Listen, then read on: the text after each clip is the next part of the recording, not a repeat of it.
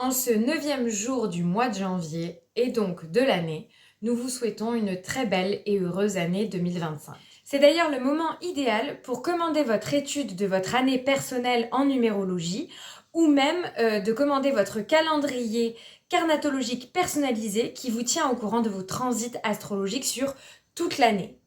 Et comme le veut la tradition, nous allons tout de suite vous faire une vidéo qui va vous présenter les énergies carnatologiques, donc numérologiques, astrologiques et tarologiques, de cette nouvelle année. Et nous commençons tout de suite avec la numérologie. Après avoir semé nos graines, semé nos pommes de terre en 2023, les avoir récoltées en 2024, nous sommes face à un grand champ vide que nous laissons en jachère pour savoir ce que nous allons en faire. Et oui, parce que nous sommes aujourd'hui en année universelle 9, puisque 2 plus 2 plus 5, ça fait 9. Une année universelle 9, c'est une année de clôture. Nous sommes en train de finir, de conclure tout ce qui a été commencé 9 ans plus tôt, soit en 2016. En année 9, nous sommes donc invités à vider nos placards pour pouvoir les re-remplir sur une année 1. D'où l'image de ce champ en jachère, puisque nous sommes face à une étendue vide, nous prenons de la hauteur, regardons un peu ce qui s'est passé en arrière pour voir comment nous allons nous élancer dans l'année, dans le prochain cycle. Dans cette idée de l'année 9, il y a, comme je vous le disais au début, l'idée de la clôture. Voilà, il y a la nécessité de fermer toutes les portes qui n'ont plus besoin d'être ouvertes, de même changer de maison s'il y a besoin de changer de maison. En tout cas, toujours est-il que c'est vraiment l'idée de regarder, de faire le bilan, voilà, c'est vraiment l'heure des bilans, de faire le bilan de tout ce qui a été fait pendant 9 ans, pendant ces 9 dernières années, et de savoir un peu ce qui nous a servi, ce qui nous a été utile, ce qui nous a permis de nous élever, ce qui nous a permis d'ouvrir notre pensée, notre être à de nouvelles choses pour savoir comment on va se projeter dans le nouveau cycle. Avec l'année 9, on clôture aussi la trinité philosophique qui a été commencée en année 7, donc en 2023, où ça nous a permis de passer sur d'autres plans. Donc on est vraiment à l'issue de cette élévation, de cette ouverture d'esprit pour la transformer en une forme de philosophie que l'on va appliquer dans son prochain cycle. Une année 9, elle n'est pas toujours très très confortable parce que dans cette idée de clôture, on peut être face à des crises existentielles, intérieures, extérieures, puisque parfois, quand les choses doivent se terminer, on n'est pas toujours tout à fait paisible avec l'idée de cette fin, et même les choses qui doivent se terminer peuvent résister à cette fin. Donc il y a quelque chose qui peut représenter un état de crise. Mais une année 9, c'est aussi une année d'accomplissement. On arrive en haut de la montagne, on en a bien sué pour monter chaque échelon. Et là, on est en haut, on a une vision d'ensemble sur le monde qui s'offre à nous. Et c'est de décider, est-ce qu'on décide d'aller sur le prochain sommet, de redescendre cette montagne, d'aller découvrir la vallée, enfin... Tout est possible, mais il y a des décisions à prendre sur la suite, même si ça ne va pas être activé, agi immédiatement dans l'année 9. Enfin, l'énergie du nombre 9 étant une énergie remplie de bienveillance, de compassion, il y a une invitation à s'ouvrir sur le collectif, à agir non pas uniquement pour soi, mais aussi pour le plus grand bien, pour les autres. Parce que n'oublions pas, le nombre 9 est relié à Neptune, au signe des poissons, à la maison 9 aussi, ce qui ouvre le champ réellement de pensée mais aussi d'action, puisque les poissons, on le sait, c'est le dernier signe du zodiaque qui a un côté peut-être un petit peu sacrificiel, mais en tout cas qui se met constamment au service du collectif. Donc avec ce 9, on est invité, nous aussi, à aller nous mettre au service du collectif depuis notre essence pure et originelle. Passons maintenant au transit astrologique. Et c'est assez passionnant ce qui va se passer cette année pour plusieurs raisons. Déjà parce qu'en 2024, mis à part le passage définitif de Pluton en Verseau, qui était déjà quand même une sacrée expérience, puisque Pluton il reste pendant 20 ans dans un signe, donc c'est vrai que ça marque un changement, un nouveau cycle très important. Mais mis à part ce transit-là, il se passait pas grand-chose au niveau du ciel. Alors que là, cette année, surtout sur le premier semestre, ça va pas mal bousculer. Il y a des grosses planètes qui vont changer de signe, des planètes régulières comme Jupiter qui change d'énergie tous les ans, qui vont aussi se mettre en mouvement. Mais tout ça va se faire très en lien avec, vous le verrez, l'énergie du 9, de cette année universelle 9, puisque il se passe beaucoup de choses dans le signe des poissons, et notamment le grand départ de Neptune de son signe fétiche, qui est les poissons. Ce départ de Neptune, il a son importance, puisque, comme Pluton, on est sur une planète transpersonnelle, une planète lourde, qui reste pendant très longtemps dans un signe. Donc là, en l'occurrence, Neptune, ça faisait un petit peu moins de 15 ans qu'il était dans le signe des poissons. Mais je m'avance un peu et je vais essayer de vous prendre tout ça par ordre chronologique. Donc le premier transit de cette année, c'est déjà dès le 12 janvier, les nœuds lunaires, l'axe des nœuds lunaires, qui va changer d'axe, puisqu'on va passer de l'axe balance-bélier à l'axe poisson-vierge. Donc vous voyez, il y a déjà ce poisson qui est là et qui nous titille un petit peu pour nous interroger sur notre rapport au collectif. L'axe des nœuds lunaires, pour rappel, c'est un placement karmique, donc ça se joue beaucoup sur l'inconscient et on est dans l'idée de réaliser sa destinée. Donc, avec un nœud sud en vierge qui nous invite à aller vers le nœud nord en poisson, on est dans une proposition de se connecter à notre efficience concrète de la Vierge, à notre capacité de nous mettre au service des autres dans le concret, en leur faisant leur petit déjeuner par exemple, ou en leur rendant service de façon plus globale. Et ça, on va le mettre au service d'une cause plus grande, d'une cause plus humaniste, plus humanitaire, avec l'énergie des poissons et de façon un peu plus intangible. Parfois, d'aller se mettre au service de l'autre, c'est pas forcément de lui beurrer sa tartine de beurre, mais c'est peut-être d'entendre ses confidences, c'est de prendre sur soi l'émotion que l'autre porte. C'est des choses qui se passent de façon beaucoup plus invisible, beaucoup plus intangible, puisqu'on est dans l'énergie eau, aquatique, des poissons. Ensuite, en mars, il y a deux transits qui vont nous impacter.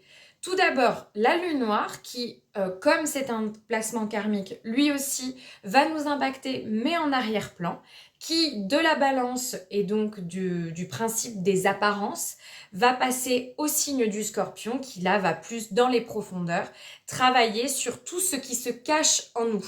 Donc c'est vrai qu'on va être subtilement, inconsciemment, subrepticement même j'ai envie de dire, être bousculé, être chafouiné par cette lune noire en scorpion qui va être en train d'essayer de révéler toutes les parts d'ombre que l'on a du mal à assumer. Donc ça, c'est le premier transit du mois de mars qui va nous impacter. Le deuxième, c'est Neptune, dont je vous parlais, qui va quitter le signe des poissons pour aller vers le bélier. On va vraiment clôturer un cycle, clôturer une grande période de vie où on était avec Neptune qui était au maximum de sa puissance puisqu'il était dans le signe des poissons qui est son signe, pour aller commencer un nouveau cycle, un nouveau départ avec l'énergie du bélier qui là va nettement remuer les choses. D'une imagination très éthérée, très intérieure, très illimitée, on va basculer sur une imagination qui a besoin de se mettre en action avec le signe des béliers.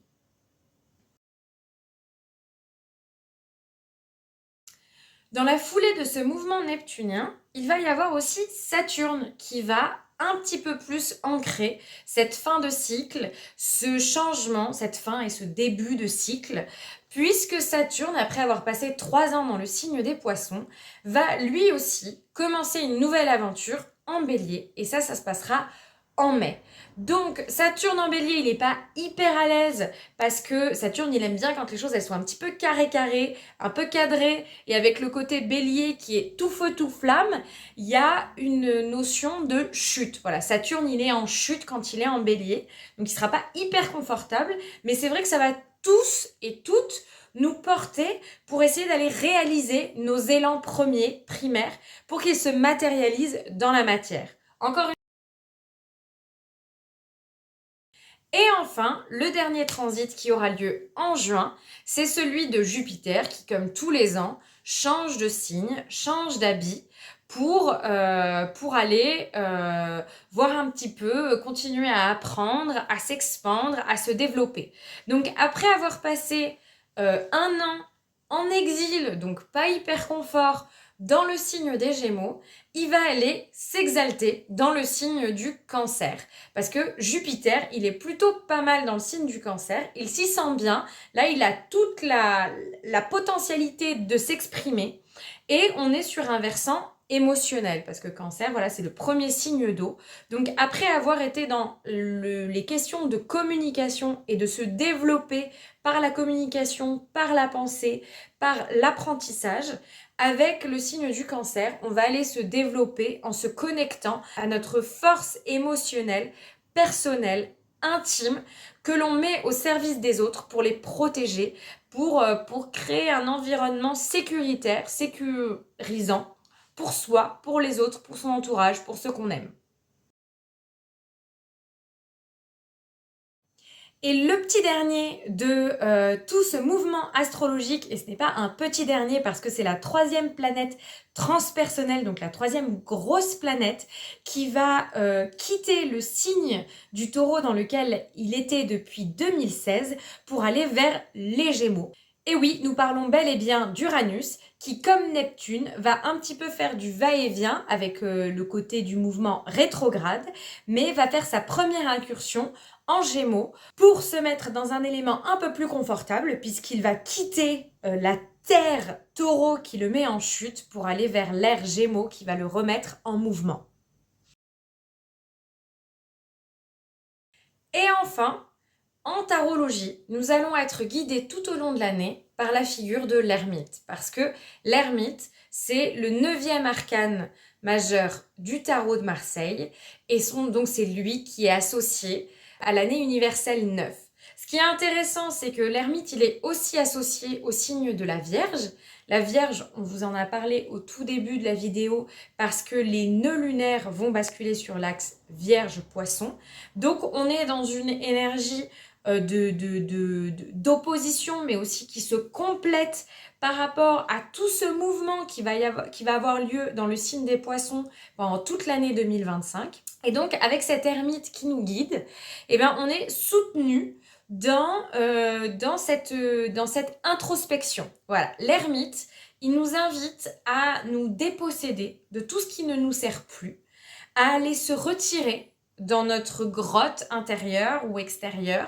Voilà, il y a l'ermite, c'est pas pour rien. Enfin, je veux dire, on sait qu'il y a des ermitages parfois sur des montagnes, très loin du monde et des gens. Voilà, l'ermite, il nous invite à nous retirer du monde. Alors, ça veut pas dire que pendant tout 2025, il faut aller dans sa grotte, hein.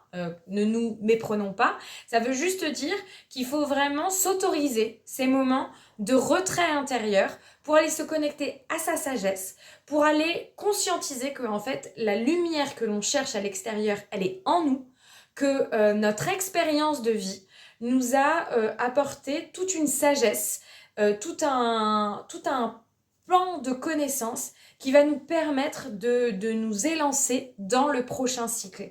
Ce qu'il est intéressant de savoir, c'est que l'ermite, contrairement à ce qu'on pourrait penser, sur la carte, comme vous pouvez le constater, il est en marche arrière.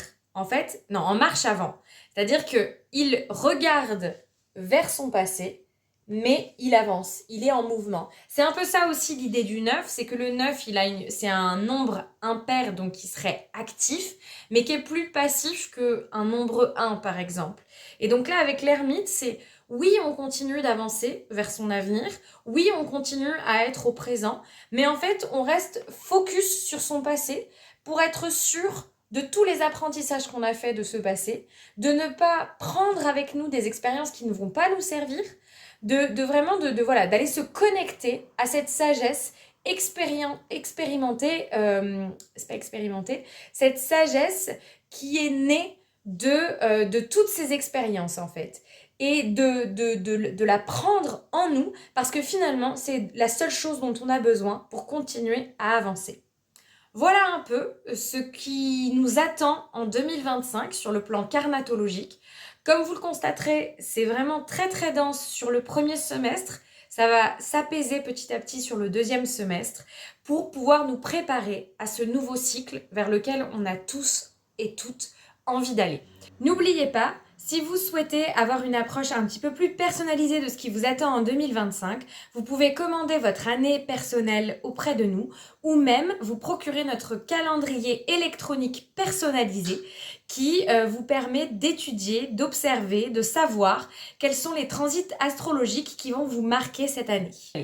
Nous vous souhaitons encore une très belle année 2025 et nous vous disons à bientôt.